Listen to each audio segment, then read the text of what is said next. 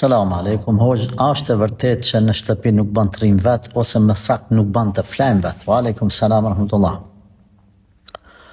Ka një adet pejgamberit alayhi salatu wassalam që orienton këtë që ke pyet ti, pra qëndrimin vet në shtëpi ose udhtimin vet natën. Por ulemat e kanë komentuar këtë më saktë, kanë thonë kjo nuk është për të gjithë njerëzit njëjtë. Pra varet prej njerit sa është i mbështetur te Allahu xhaleshanu dhe sa është besimtar i lidhur me Zotin Azza wa Jall.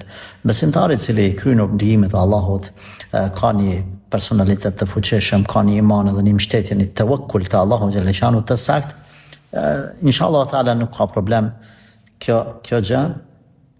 Për arsye se ajo është me Zotin e lartësuar edhe nuk ka nevojë për njerëz. Prandaj na kemi një histori dietar të cilët edhe kanë qëndruar vetë edhe kanë udhëtuar vetë edhe kanë shku poshtë lart vetë ditën, natën, kanë fjet vetë etj. Edhe kur janë pyetur apo friksonin kanë thonë jo, na kemi Allahun xhaleshanu. Prandaj themi se kjo që është përmendur zakonisht vlen në shikim të parë apo në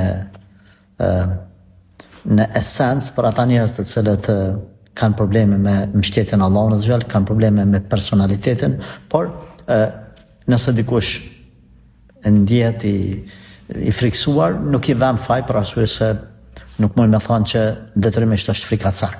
Por këshilloj që nivelet me ngrit të besimtarëve, e dini ju prej ihsanit është që me adhuru Allahun sikur po e sheh.